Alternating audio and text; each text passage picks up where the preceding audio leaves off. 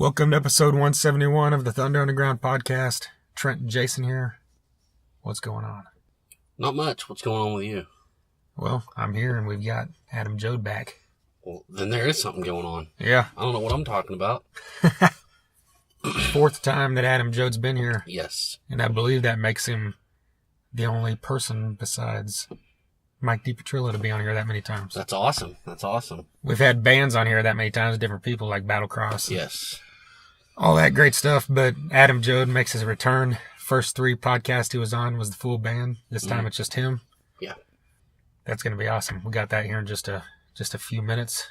Before we get into that, we need to let you know that we're sponsored here by DEB Concerts and Vitz Screen Printing. Vitz Screen Printing, screen printer out of Oklahoma City. They do all kinds of t-shirts, hoodies, hats, anything you need screen printed. They can do it for you. Get on Facebook and follow them, Vitz Screen Printing. That's VITS. They do a lot of band t-shirts, so if you've got a band anywhere in the country, they can ship it to you, no problem. Yep. You can order it online, all that great stuff. They do our t-shirts. Of course. Yeah. Which you need to get one. Yeah. thethunderunderground.com. Just click on the merch button, and it'll take you right there. We've got our original shirts up there, but we should have new shirts from Vitz Screen Printing here coming in within the next week or so. So be on the lookout for that. And if you're coming to Rocklahoma, of course, hit us up there for that as well. Definitely. DEB Concerts is a promotion company here in Tulsa, Oklahoma, run by Doug Burgess. And they bring in all kinds of kick-ass bands that we love. Bands from the 80s rock, early 90s rock era. Yes. In the past, they've brought in bands like Dokken, Warrant, Firehouse, Tom Kiefer, LA Guns. They're bringing May 30th, which is the Wednesday after next. Or no, two and a half weeks. 2 weeks from this Wednesday. There we go. Gotcha. Stryper is coming back to Tulsa. Nice. I believe this is their first time in Tulsa since Streets Gone Wild. Played in Oklahoma City after that, but saw them both those. They were great. They've got Driver opening up this show, which we all know is great as well. Oh, yeah. We love those guys. What else we got? July 26th, Steelheart is playing at Safari Joe's H2O Water Park. Nice. I'll be there. Yeah. Why? Because Mila Medjedovic is like one of the greatest human vocalists on this earth. Pretty much. I mean, you're not gonna find too many better than him. And we got the mighty Rev Jones on bass. Yes. 2 days after that, Beasto Blanco, Ideal Ballroom. I didn't mention Stryper was at Ideal Ballroom. Yes. Beasto Blanco has Driver as well opening along with Down for Five. And that show is absolutely free. DEB Concerts said that they're putting that on as a thank you to everybody for coming to all their shows the last couple of years. So be sure and get out and check that out. It's got Chuck Garrick, the bassist for Alice Cooper. He's in that band along with Calico Cooper. And then Alice Cooper's daughter. Yeah, I figured that might have been self-explanatory. Yeah. August 18th, Faster Pussycat, also at Ideal Ballroom. Don Jameson is also on tour with him, doing his brand of comedy that only he can do. Yes. Looking forward to that. Love Don Jameson, and Faster Pussycat is one of the best sleaze bands from that era. And then on that one, we've got Dead Metal Society opening that show. Nice. And right here in all that midst, I mentioned Dead Metal Society and Down for Five. Coming up about a week from today, or maybe tomorrow, we're going to have our Rocklahoma preview episode, but it also includes a pretty long interview with Nine from Dead Metal Society and Scott from Down for Five. Yes, that was a good one. That was a really fun one. Both of them are playing Rocklahoma, and they talk a lot about this Rocklahoma and past Rocklahomas that they've played. Yeah. So. Yeah, I love talking to those guys. Yeah. So be on the lookout for that one here in the next week. And until then, we've also got Boba Flex coming up. And some other cool things that you might find out about soon. Hopefully. Yeah. Well, you want to just jump right into some music? Yes. Okay, speaking of Rocklahoma, we've got a band here that is playing Rocklahoma on the Axis stage on Saturday. This band is called DUEL. This song is Heart of the Sun. I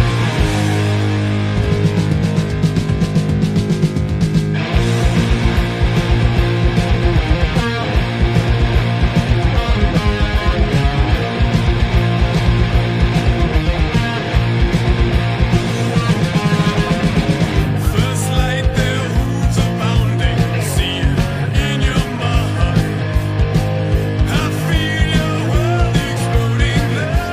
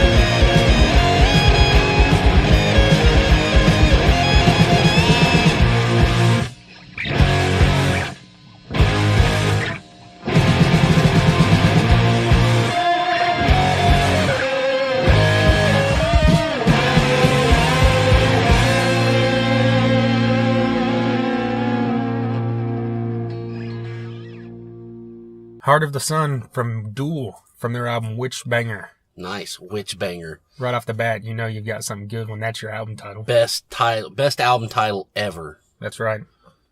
Are you a witch banger? Not currently. You used to be. Yeah. Oh, man. That was the good one. Good one. You got jokes today. That one kind of took me off guard. I am not now, but yes, I was. Dark times, my friend. Dark times. No more, though. No more. Speaking of great times, though, this DUEL album is fucking great. Yes, it is awesome. I mean, this is what I told you a minute ago. This is like straight out of 1971. Right. It even, I mean, it just sounds like it and it feels like it. And it's just, you really feel like this is something that was like at the roots of heavy metal, but. And that you missed somehow. Yes, that we missed, you know, it was awesome. It's like, they definitely have that stonery, doomy, psychedelic-y kind of feel, but at the same time, like you said, there's tons of stuff throughout this song and this album that just reminds you of that 70s era hard rock. And, you know, all the great stuff from that era, UFO, Robin Trower, whatever. Yeah. Oh, yeah. I mean, it's a total, like I said, it's like it was the beginning of something and somehow we missed it because it's got everything of like, you know, so this is where metal came from, but it's not, you know, because it's, like you said, it's got classic stuff, but it's also like, you know, heavy stuff. It's just, I mean, and I say that in the best possible way, you know, with the best possible meaning. That's how good this is, and it's so fun to listen to. Yeah, they need to tour with our buddies Night Demon. Yes, they do. That would be awesome. Yeah. I'd go to that for sure. Yeah. Well, speaking of seeing these guys live, Saturday at Rocklahoma, they were playing the Axis stage at 1:40. Yes. That's a good hour at least, or maybe, I think the gates open at 2 this year. Okay. But anyway, that's probably about their set. Will probably be 30 minutes. So watch these guys and then head in. Exactly. And they're actually a couple bands after Stanley's Revenge the same day. Okay. He's kicking that stage off that day, I think at noon. And speaking of them, this coming Thursday on that episode, we're going to have a brand new Stanley's Revenge track. Love it. So just those guys are awesome. Yeah, another Rocklahoma band to look out for. But also speaking of DUEL, if you're in the Tulsa area or anywhere, just get on their Facebook and look it up. But they're on tour opening up for Pallbearer. Yes. And that's coming to the Guthrie Green in Tulsa.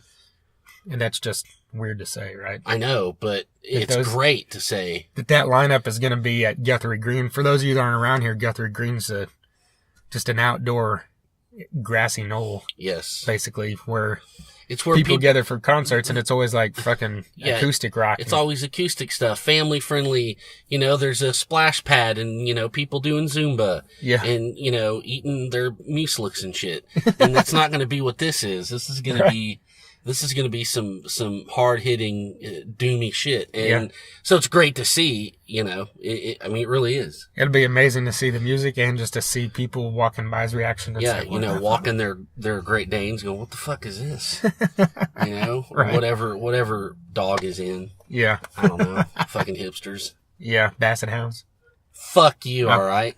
Dude, Basset Hounds are pure stoner metal, and you know it. That's true. That's what the Graph even said one time, the meme, you know? Oh, really? But yeah, you know. Makes sense. You know Merc gets down with some Monster Magnet. Yeah. Right?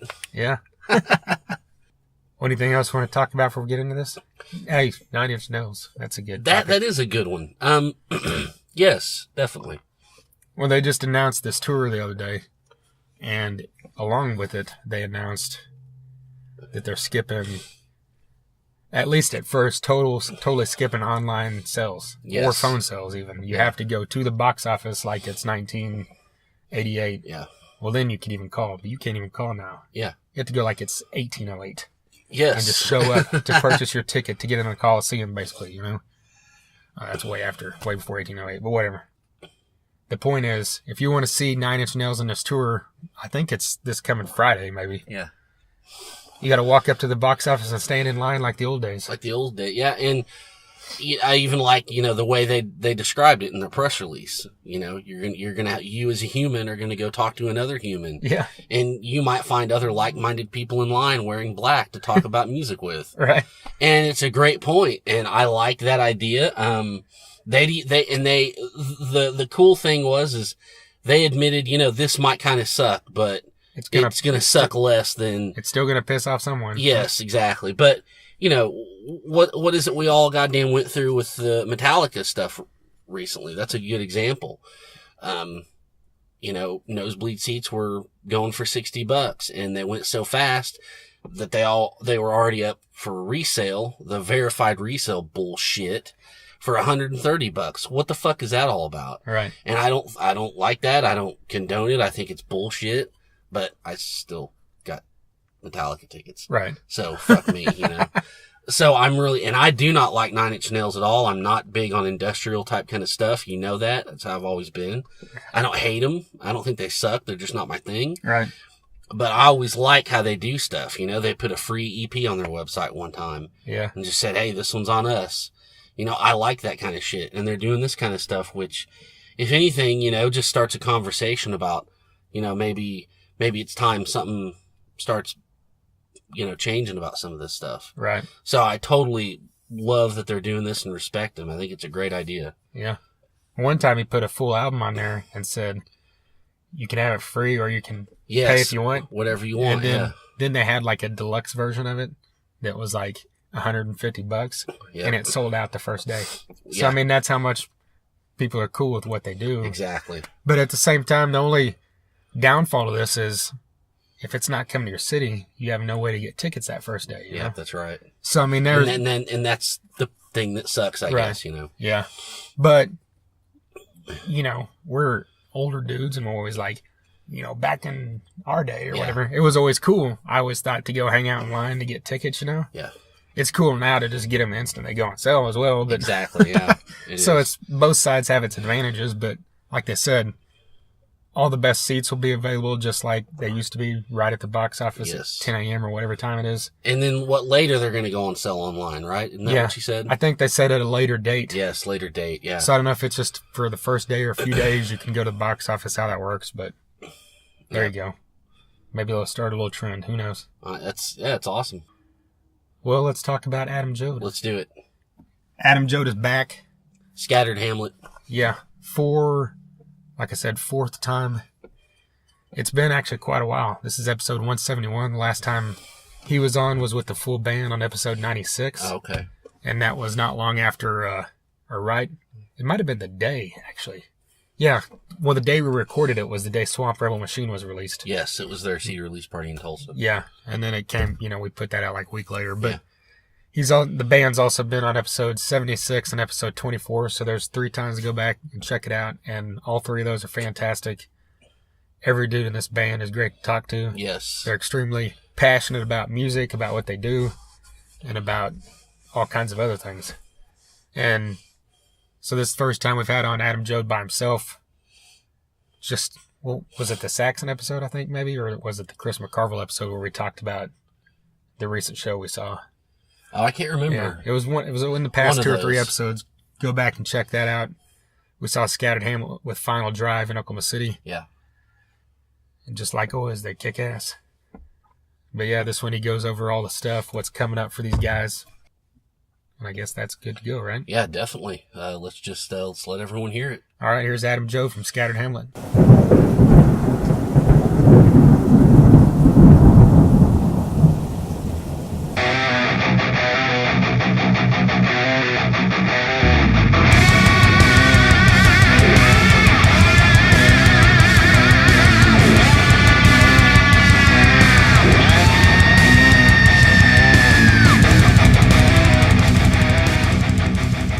First thing first, you guys just finished this tour last week.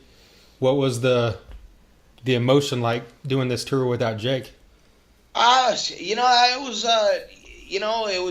weird. It was it was important for us to do, just to remind ourselves that we could do it. It wasn't the most optimal tour, but it was good. We needed it, and we needed to do it to make sure that we're ready for all the stuff that's coming up in July. So is that stuff you can talk about? Oh yeah. We got July, there's a lot of dates that still are unannounced, but we're gonna be doing a tour around Rockfest in Minnesota. Warped Tour in Nashville, Warped Tour in Houston, and we're doing Jescoe White of the Wild and Wonderful Whites of West Virginia's 62nd birthday party as well. So we're going to be tying everything together, around those kind of four things, and releasing a new the cover song we've been talking about for a while. We ended up deciding to push it back a little bit, but yeah, it's coming out as well. Well, can you give us an update on how Jake's doing? It's a struggle, man. I haven't heard Jake's voice since this happened in September. There's still no talking, and there's progress. It's very slow progress. When we're talking progress, we're talking about being able to move your hand a few inches to the right and left, like that kind of thing. So it's tough, but he's surviving, and there, like I said, there's progress. Just a hell of a lot slower than we'd like to see, for sure. Yeah, at that OKC show, Rich had told us that he had showed him some wrestling. I don't know if it was like the 25th anniversary of Raw or something. And he said he could see it in his eyes and his movement that that he was into it. Yeah, there's that. There does seem to be recognition. Like, if there's things that he liked before and you show him on video, he tracks it with his eyes. As opposed to things that don't interest him, he just kind of like looks off. Kind of gazes out in a different direction. So there's definitely signs of awareness and that sort of thing there. But it's which is promising. But that when we went out and saw him for the first time in January, it was a lot. Just no other way to put it, Right. Well, speaking of that cover single, was that did you guys say that is this like a tribute basically to Jake? Yeah, 100%. We decided, since the last bit of the Swamp Rebel Machine touring cycle got cut off, we wanted to put something out before we were ready to, start recording or anything again. And, we wanted, and we know by the time we record the next album, that a lot of people will be hearing us for the first time, and they might not, understand who Jake was and, what he meant to the band. So we wanted to make sure that, we put something out that they showed them. So we went online. We let people throw out their ideas for a cover tune. We picked one. We had his best friend, who's also our producer. He produced it. His brother was the one who shot the video for it. So there's clips of Jake and stuff. So it's a pretty good tribute, and it came out actually a lot better than we thought it was going to. So that's why we pushed it back a little bit. Instead of dropping it in April, we're like, we can wait on this till we get all the July stuff announced, and I think it's the best move. Well, was the song you guys picked, was it something you hadn't thought of before when someone suggested it, or was it one of those songs that you guys had already had in mind? No, we did not have this one in mind. This one 100% came off one of the suggestions online, and we got a lot of great suggestions. We had a lot of horrible suggestions. And we demoed quite a few different ones, and they kind of changed as our mood did too, because you go through a lot of emotions when something like that happens. Like sometimes you're sometimes you feel like you could take on the world. Sometimes you feel reflective and dark. Sometimes you're just pissed, and it was really important that what we picked was something that kind of transcended all that and kind of was more about us and, what we think, as opposed to just, that small moment in time. Like us doing a real dark reflective ballad is not really what we do. So it didn't make sense for us to do something like that, for something that's going to be with you forever, So was it, when you said it was, kind of out of left field, was it hard to learn or hard to pick up? No, it actually is something that I've had on my practice list for a long time. Yeah. And it's one of those ones that's more about, it's less about being hard. It's more about just executing it correctly. And, that was particularly vocally. And, of course we had a different drummer, come in and do it. One of our buddies, Dave from, he's in a band called Diamond Lane. And he played on the recording for it. And this was before Grant, joined up with us for touring and stuff. So yeah, it was cool. Particularly vocally, this was something that I had to get better at, to pull off. And we also, we recorded it with all 4 of us playing live in a room at the same time, which is something we've never done before. We've recorded with 3 of us playing live at the same time, but, playing with 2 guitars, bass, and drums all live was a new thing for us. So, we did it old school. We hammered it out, and I think the results are gonna be cool. I think people are gonna be, I think they're gonna like it. I don't know if they'll be excited about what we pick, because I think a lot of people won't know it, but they should. Well, is that something, obviously you're not going to say it now, but is it something you guys are going to announce like when you release it, or are you going to announce it ahead of time? We haven't really talked about it yet. I mean, it's from 1984. I'll give you that. Well, then it's got to be good. That was a great year. Hell yeah, that was a great year for music, no doubt. And it's something that I think like yourself and myself and other, like, I call us all music nerds, are all going to appreciate. But I also think it's something that people that didn't catch it the first time around are going to appreciate a little more now too.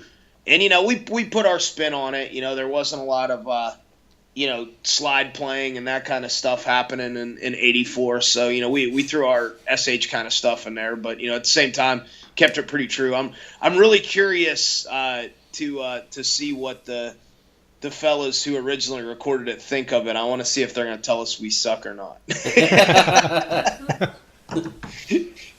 Because we're gonna come across them at a festival, so I'm curious. Nice. Well, there's another clue. Yeah, that's a clue. Well, talk a bit about what Dave brought to the recording, and then again what Grant brought to the tour. Dave for the recording, he did he's a friend. He did he's a Berkeley guy, so he's a professional. He came in like a professional sessions guy. We rehearsed it one day before. We all went in the studio and we landed it. Like that was just kind of how that worked. It was very, we had a good time, but it was still, it was like, it's like punching a clock at the office, And now touring wise and stuff, our whole, y'all know, we're like kind of a live thing with energy and stuff. So we had to, finding our live player was a little more difficult. We auditioned people all across the country, and we had some really killer people that wanted to do it but couldn't do it full time, which was very flattering. And we ended up with the most promising candidates being in Nashville, and of them, we walked in a room. We played. Adam Newell and I played with Grant. We played Shelter with him the first time. And, Adam and I just, looked at each other, and, we just kind of turned around and we're like, all right, dude, you've got the job, so now let's just practice. And, it was literally like that. I mean, we could have walked out on stage and played it. He did it like that. And that's what we needed. I spoke to him on the phone a few times. He just did this last run with us. We all got along well, and, he's got experience, like I said, he's a Nashville guy, so it's kind of cool to have a, that kind of background. He understands our world. How about that? Yeah, I mean, when we saw you guys in Oklahoma City, he brought a lot of energy, and I guess that's something you got to do with your band, and plus filling in for Jake. Yeah, it was what a weird position for him. It was, first time we played Rockfest, there was homemade Bean Dip 316 signs getting held up and stuff, so yeah, that's crazy. By people we don't even know, and it was pretty crazy for him to walk into that position. Number one, takes confidence, in being yourself, and number two, it's just weird because we didn't want to freaking Jason Newsted the guy, and yeah, because it was one of those things where I told him, I was like, hey, I'm going to be honest with you. We need you here, but we don't want you here. Yeah. and that was my first phone conversation I ever had with him. Yeah. It was and if he's cool, he understands that. Yeah, exactly. Yeah. And he was, I was like, there were some other guys that, that were really good too, but I just thought they were too pushy, there's going to be backlash. The fans aren't going to like someone that's trying to be like, hey man, look at me. Mm-hmm. They're going to want somebody that's just going to make you look at them and, keep the train driving like it's always been driving. That's what we needed, so it was more than about just playing, it was about the right person at the right time. So, that was all super important, Well, talk about the Stonewall Jackson video. I know you guys did this all guerrilla style. Are there any like funny stories or crazy stories that came about from that? Yeah, there's some ridiculous ones. Like my favorite part of that was when we were filming. It was like doing GoPros and stuff. And Rich was, when Rich was doing it down by the riverboat there on the, I believe it's the Ohio River. It's in that's right outside of Louisville, which was cool for him because that's where he's from. There was like basically we just wheeled a bass rig out there and he just set up and started playing. Like why we played the music in the background.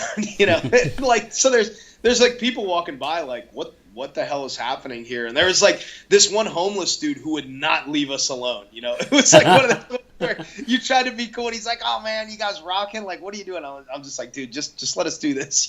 Like I'll buy you a hamburger and some Mad Dog 2020. Just go somewhere else.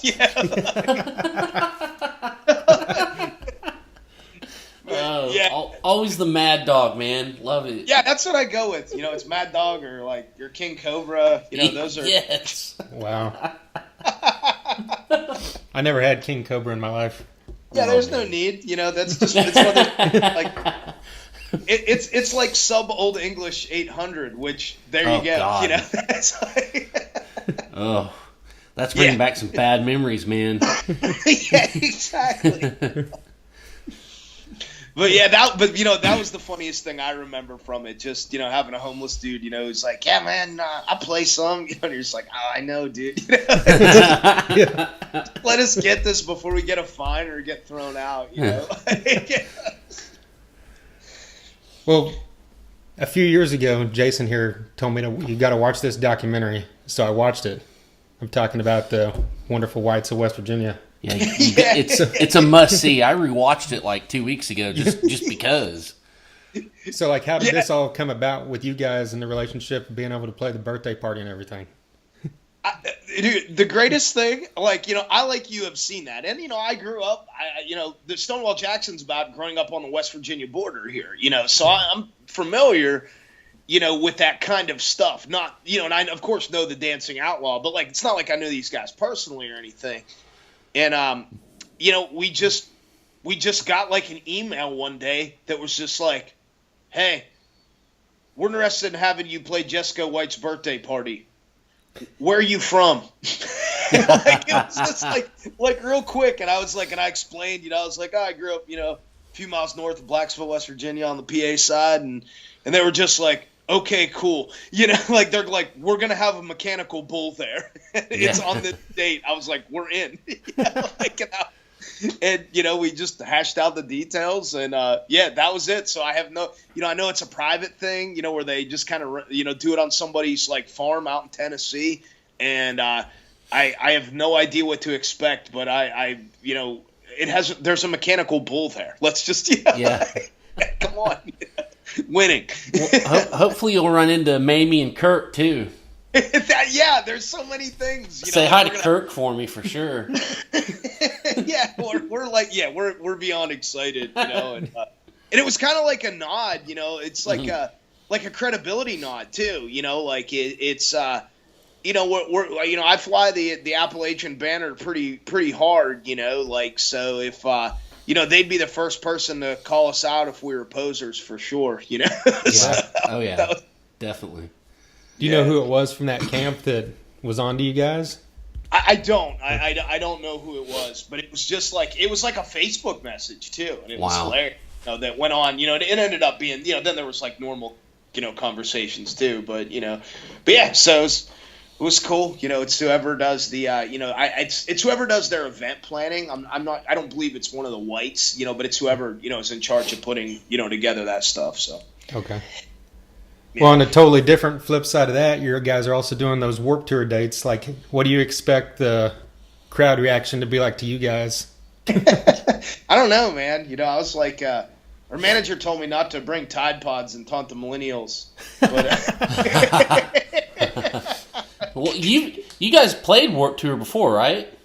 A long time ago. Oh, that's right. Before we even started touring, we got on it like early on, just by virtue of someone who was playing in the band at the time. And it was a cool experience, but like any band, we're a lot different of a band than when we started. Mm-hmm. Like we were just cutting our teeth and learning to play our songs out and kind of discovering who we were at the time, and now we're pretty aware of who we are, and we're doing I was a little, I was hoping some of my friends from like, more famous punk bands were going to be there because, I would have had them come out and do something with us, to give us a little more of a bit of a credibility nod for that community. So they understand that, when you look at us, you wouldn't think that we should be there. But if you know our background, it actually makes a lot of sense, But it turns out none of them are on any of those dates. So we're on our own, and we're going to go out there, and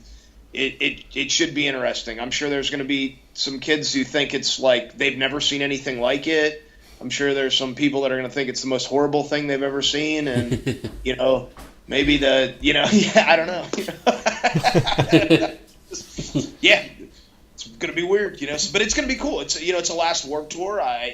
We feel I'm very grateful. Kevin Lyman himself was the one who greenlit us to be on there. So that was that that's was cool. great.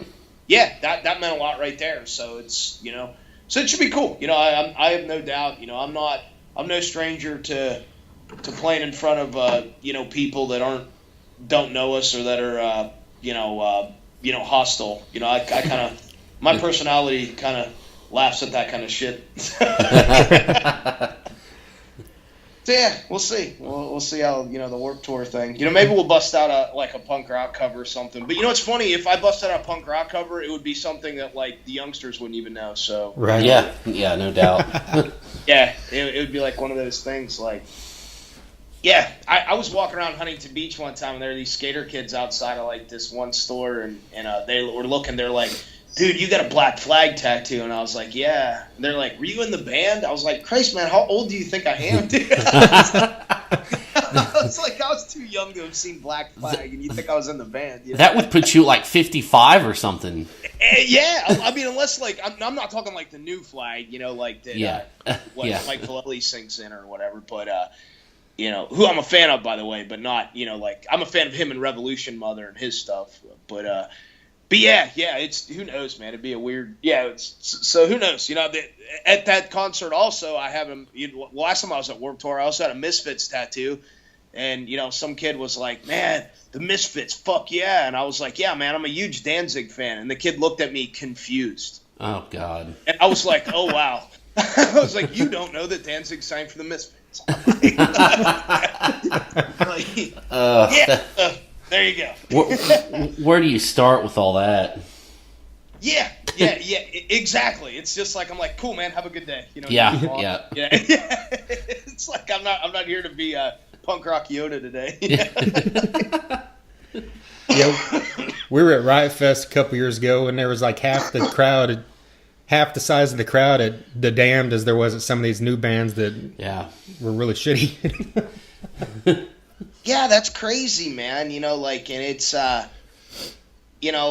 we just saw, when we were in January, we got to see, me, Rich, and Adam went to watch Anti-Flag play at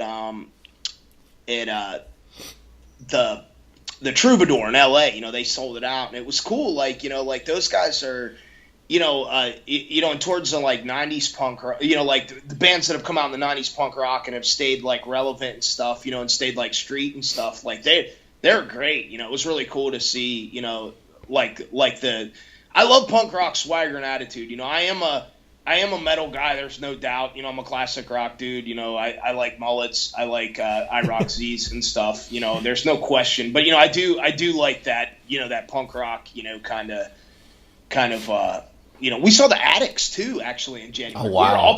We were all punk rock in January. I was talking to, and I didn't even know it. Like, what was it? You remember the band Good Charlotte with the two Madden brothers? Yes. Or whatever? Oh yes. Yeah, I was talking to one of those dudes, and he was like, we were backstage at one of those shows, and he was like, And he was really nice, and he was talking to me, but I had no idea who he was until, like, you know, Rich came over and started talking to him about some of their albums. And then, like later on, Rich was like, "You have no idea who you're talking to, do you?" I was like, "No, I had no idea." But, you know, it was funny, you know, it was like, you know, listening. Because I remember, like, that kind of stuff was popular when I was young, you know, coming up in the music scene. So, and I'm not a fan of, like, whiny pop punk at all, but, you know, you got to give it up to people that, you know, obviously they struck a chord and, you know, sold a shitload of records. Good on them, you know. But yeah, it's good stuff. Strange stories. We have strange SH stories, like people you'll see us running into, like people you wouldn't think. Right. Well, yeah. You got all this stuff going in July. Do you have concrete plans for later in the year? Or is it just kind of a look at it when the time comes for the next album and that kind of thing? Yeah, that's kind of what we decided, you know. Like, I imagine, you know, it's the new album's half written already. You know, like, it's half demoed out. I mean, like, they need ironed out. So, like, I'm sure when I start writing again, you know, I'm sure the guys will throw a few songs. It would come together pretty fast. We just, you know, we're not like one of those bands that, like, you know, I think that the label machines that, like, you know, oh yeah, it's time to put out an album out. Well, this album came out this time. You have to have new content. That's all bullshit, because none of these labels even know what the hell's going on in the music business right now. Right. You know, when the new album's ready, we will record it and we will put it out. You know, and it'll be the best example of that. I'd rather, you know, take our time with stuff and make it a natural progression, you know, for the band than to just throw stuff together, you know, so you have a bunch of the, you know, I call it the copy and paste radio rock. You know, like, oh, yeah. God. Breakdown, main riff, chorus where the guy comes down, and then big hook that sounds the same as everything else. Like those 4 parts. You can just paste every song together. Yeah. It blows. You know, I don't want to do that. You know, we've got offered to take record deals and do that. We told them no. It's like, you know, I'd probably have more money, but, you know, it's like at the same time I would have to play that shit every night. No shit. Yeah, exactly. I don't blame you. Yeah, I mean, that's what you got to think about. You know, it was like, you know, it's like this is what you're putting your name and your stamp on that's going to be out there, you know, far beyond when you're done playing music, if you're lucky. And yeah, that's not what I wanted to leave behind. So, you know, fuck it, not going to do that. Yep. We always try to pride ourselves in not asking stupid questions. What's the most jabroniest thing you've ever been asked in an interview? Some of the ones that bother me are ones that are like obvious, like you know, like if somebody asks us like what our name means, but they really don't even know, that, like, if they're asking us so we can explain it to fans, that's one thing. But if you like ask it to us, that means you didn't even click on our Facebook page. Like, you know, it's like people that haven't done like any like research or anything on the band. It's just like, oh yeah, here's these guys, you know, and here's these sets of questions, and it's kind of like, did you even like do you even know who you're talking to? You know, not that I think I'm anything special, but like, you know, if you're gonna do something, you should at least know who you're talking to. Like, hey, look, when you guys started this interview, what's the first question you asked? How's Jake? Well, number one, that shows you know who Jake is. You know he was in an accident. You've obviously followed the band somewhat on social media. You know, it's just just a little bit of awareness. You know, like it goes a long way. I mean, you don't have to know us personally, but you have to, you know, at least do some research. You know, something. But in terms of that, somebody asked us what a jab or oni was. Oh my god. We're like, a what? They're like, a jaboroni? And I'm like, you mean a jabroni? They're like, yeah. I was like, oh yeah, it's... you tell them, then you are one. Yeah, I didn't want... They actually were really cool, and it was a cool interview, but it was just a really funny question because it was almost like, you know, it was you know, it was pretty funny. I've never really had anyone be rude or anything yet. You know, like, I mean, I think it happens at some point. You know, like, you know, you'll come across somebody, but you know, we've been pretty fortunate because, you know, I think people like yourselves and media and, you know, music blogs and all these things and music go together. Like, I think it's like it's one and the same thing that helps each other out. You know, it's like without you guys folks like you, like writing about us, people don't hear about us. Without us doing this, you don't have things to write about. So it's kind of like a symbiotic relationship, you know? So I don't understand bands or journalists for that matter that kind of like are adversarial against each other. Like, you know, I don't like metal. There's metal blogs. I'm not even going to mention them by name because I don't like to, you know, I don't want to give anybody any publicity. But like, I don't like things that are dedicated to ripping stuff down. Yeah. You know, like, isn't there enough division in the hard rock and metal world, like, you know, with all the different subgenres of strangeness, like to have to like have blogs that are like TMZ or something that just make fun of shit. You know, it's like no kidding. Yeah, it's like, come on. I mean, and I'm not talking like the hard times, which are like funny articles. I mean, like people that are like trying to be funny but are actually just being assholes and like, you know, just dissing on people that are just, you know, trying to do their thing. You know, if it's not your thing, don't talk about it. You know? Another question I had for you is, in the area that you're from, have you noticed a bunch of bandwagon Philadelphia Eagle fans showing up out of the blues all of a sudden? You know, not where I'm from, because everybody hates Philadelphia where I'm from. Like, we don't even like regard that as part of Pennsylvania. Sorry, Pennsylvania. Sorry, Philly. I have no slams. Like, but to us, that's like the other side of the world. Like, you can't get further from Philadelphia and Pennsylvania than where we live, basically. Gotcha. And so like, this is Steeler country. Like, it's Penguins country. It's Steelers country. Like, football, like in college, varies because like it's split. You know, some people like Pitt, some people like Penn State, some people like WVU. It just kind of, because there's a lot of those in proximity. But in terms of professional sports, there's no. Philadelphia will never get any respect in this, you know, corner of the world unless we're talking about Rocky or It's Always Sunny.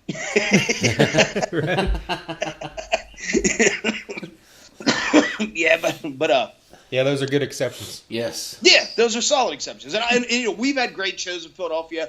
I have friends that are from Philadelphia, but I do not regard them as being from the same place as I am. It's just different. That's Jersey, man. Have you guys still had trouble breaking into Pittsburgh like you talked about a while back? Still, yeah. I'm in talks again. You know, like we're back at it. You know, like I threw him another date. You know, and we're talking back and forth. So it could happen this summer. I really hope it does. You know, and hope we could break that spell. I mean, you know, we could do something in my home area down here if we wanted to, but you know, unfortunately, there's not a whole lot of places to put on like a you know, like that has a good stage to put on like a pro show to do it right, you know, and I would want to do it 100%, you know, if I did something, you know, in my home area and you know, so maybe that'll change sometime. But yeah, Pittsburgh would be cool. But you know, I you know, that is still, you know, an hour from here, you know, so but yeah, hopefully we get to play there, and you know, if not, then we'll continue to play the game until one day they ask us to play there. But someone did write to us and ask us to play there, but it was like a horrible deal, and they didn't even know who the band was, I don't think. But at least they asked. Yeah, true, right? True. Yeah. It's like, do you even know? No, it's like, what anyway. Yeah. Well, bringing it back around to the beginning, I forgot to ask, what was the tour like with Final Drive? Because those guys are badass, and I love seeing them live.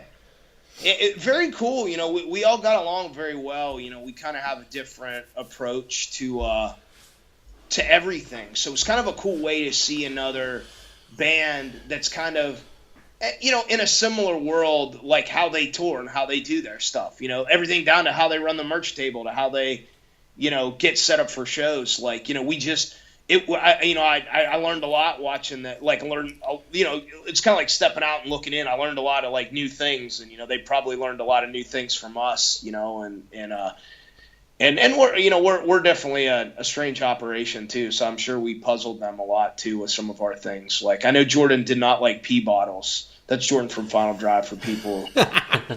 Yeah, he gets mad if there's pee bottles, and to us, pee bottles are just an essential part of the indoor plumbing in the van. So, like, think about it. You know, but like, I found out that he would get really upset if you leave your pee bottles on his van or in his van. Oh man. Yeah, and then the worst thing you could do is to show us that something bothers you, because then.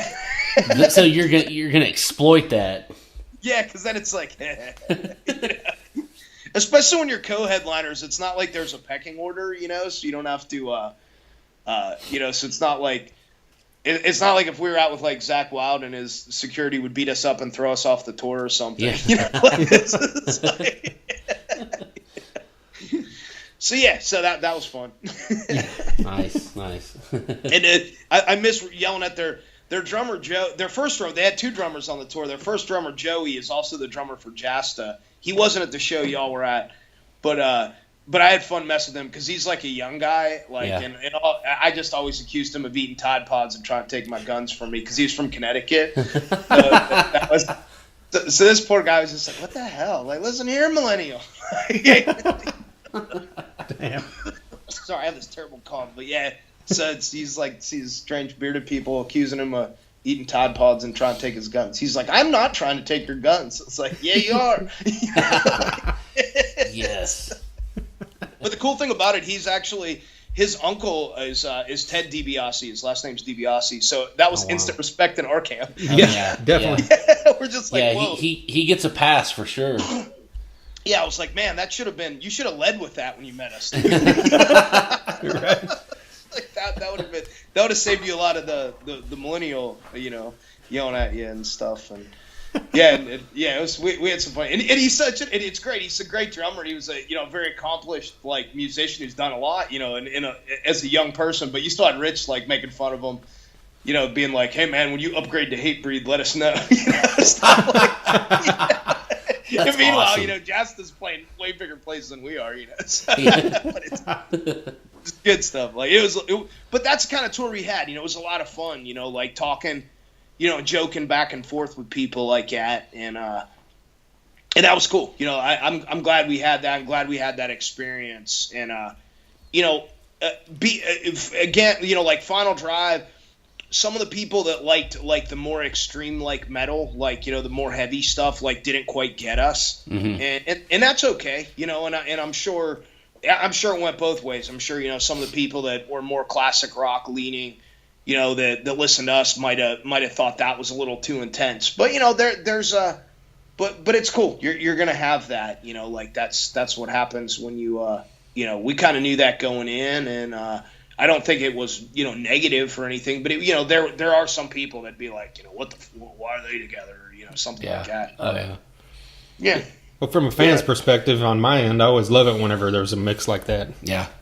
Yeah, I kind of do too. I think Europe's got that figured out. You ever, you look at like some of those European festivals. Yeah. Like I get stoked when I see the lineups to those because I'm like, that would never happen in the United States. Because there'd be like, scenester kids and stuff in the background with their nose in the air going, oh God, why are they on the bill? Yeah. Meanwhile, I'm like, no, this is amazing. Like we have freaking, you have like Iron Maiden in, well, not Maiden usually plays their own like third world countries and like brings everybody there. Like they're amazing. That's a bad example. And now people from third world countries are going to write me hate mail for that. But, let's say, but like, yeah, you could have like a festival with like Megadeth, then like some church burning black metal band, and then like Kid Rock. Yes. Like all in the same festival. And to me, that's amazing. I'm like, yes. I'm like, this is so cool. That would get me excited. But like here, never. You would never see something like that. And it's, it's there's a lot of like elitism in the hard rock world, and it's just it's unfortunate because it's not like. It's not like rock's getting a lot of play on the radio or getting like the push like it once did. So people are just like rock's dying. It's like, well, why is that? Like first, I don't necessarily agree with that statement. Second, it's like it a lot of people that are listening. It's also comes back to on you guys. For splitting this up. You gotta there's a lot to appreciate out there for sure. Definitely. Well, man, we appreciate your time. Yeah, man. I always love talking to y'all. It was good seeing you guys in Oklahoma City, and we're still. We'll make sure when the single comes out and stuff, you guys will get to see what we're doing and stuff. So you can tell us if we were off base or on base. All right. Well, thank you very much. Yeah, definitely.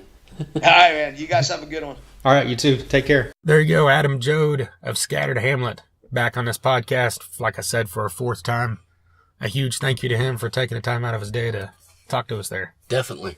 Yeah, good 30 plus minutes, and Like I mentioned before, go back and check out episode 96, 76, and 24.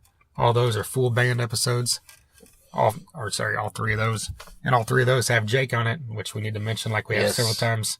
Our thoughts and everything are going out to him, his family. All the best, yeah. And the other three guys in his band that, he keeps improving because, he's making slow progress like Adam talked about in this episode. So definitely. Huge shout out to Jake and, of course, to Rich and Adam as well. Yes. Look up Scattered Hamlet on Facebook. Follow him. Get Swamp Rebel Machine if you don't have it. Hillbilly Harmony. All their stuff's kick-ass. Just great to have these guys back. And an awesome live band. And Adam Joad is just like one of those guys that you could call a consummate frontman, right? Yes, definitely. Because everything he does, he's just fun to watch and great to listen to because not only is he kick-ass, he's hilarious as well. Yes, he's got, he's got the music talent and then he's got the attitude that a frontman needs, the charisma. Yes, it's awesome. All that comes from all his years as a wrestling fan. That's right. And he's not a jabroni. That's right. That's exactly right. Jabroni free zone. There you go. If you're a guitarist and you want to tour in a band, don't message Adam Joad and ask him what band it is.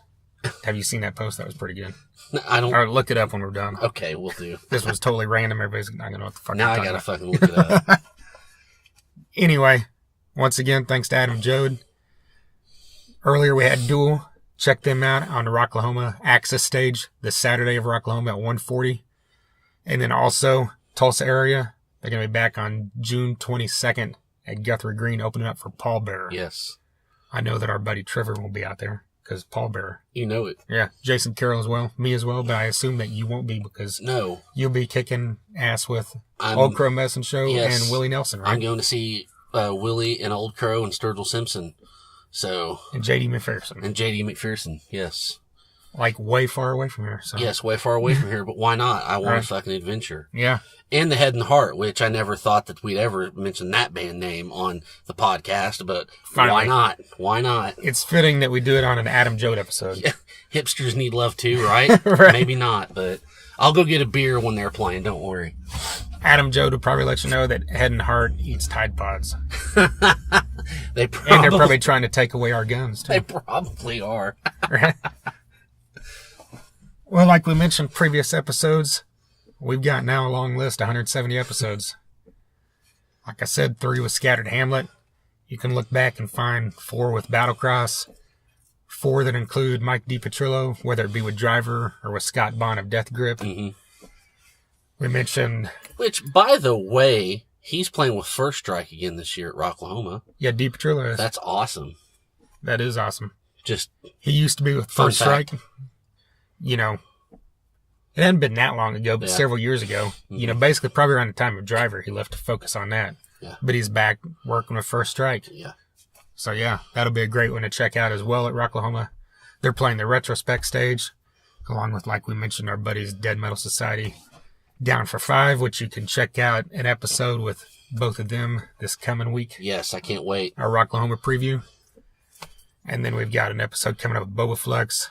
We've also had on John Connolly from Seven Dust, whose brand new album, All I See Is War, came out just this past Friday. Yes, we're going to break that down soon enough. We just need to listen to it more. Of course. To talk about it with you guys. We've had on Childbite as well, and they just put out a brand new album. Yes. It's a collection of rarities, B-sides, and covers. I want to order the cassette. You know me. Yeah. I'm probably going to end up doing that. Well, like you said, you can get a cassette, a double CD that has like 28 songs, a poster, a t-shirt, and all of it's only like $30. Yeah, you got to fucking love that. Yeah.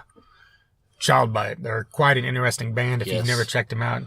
But if you like heavy music, you'll like these guys. Yeah, it's heavy, but it's also kind of on the noisy, punky kind of side. I love it. So, yeah, definitely check that out. Burnt Offerings. Yep. Found on guys from King, Truck Fighters, The Sword, Crowbar, Super Joint, Insight. Yeah. Miss May I. Dokken. Dokken. Yeah. We've had on, if you like stuff like Dokken, we've had on guys from Lillian Axe, Taiketo, Warrant, Europe, Firehouse, Bullet Boys, Trickster. Hey, we had on a guy from Saxon recently, didn't we? We did. And speaking of kick-ass people, we had Gene Simmons on here. Yes, we did. Totally.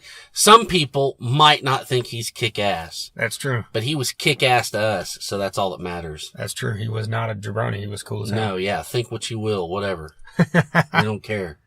Found on guys from Anvil, Sid Falk, formerly of Overkill. Yes. Jason Todd, formerly of Shinedown. Chris Broderick, formerly of Megadeth. Dave Elfson, currently and forever of Megadeth. That's right. Except for that short period where James Lomenzo was of Megadeth. But, you know. Or James McDonough. Right. A little iced earth action there for you. Fun fact, Jason Todd is in Delacoma now, and we've had Delacoma on the show. There you go. At some point, hell yes, all this shit winds together. Yeah, they're all going to be in bands together at some fucking point. That's right. Adam Joad will be the fourth member of Bell Biv DeVoe at some point. One can only hope. That's right. All that is at soundcloud.com/Thunder-Underground. You can also find it at thethunderunderground.com and pretty much anywhere podcasts are heard. That's right. YouTube at The Thunder Underground, Instagram at The Thunder Underground. Follow us on Facebook, Twitter. Get on Patreon. Look up Thunder Underground. Yes. Become a patron. Please do. All that helps. And it does. Speaking of helping, once again, thank you to our sponsors, Vitz Screen Printing and DEB Concerts. That's right. All right. Until next time. Thunder Underground, y'all.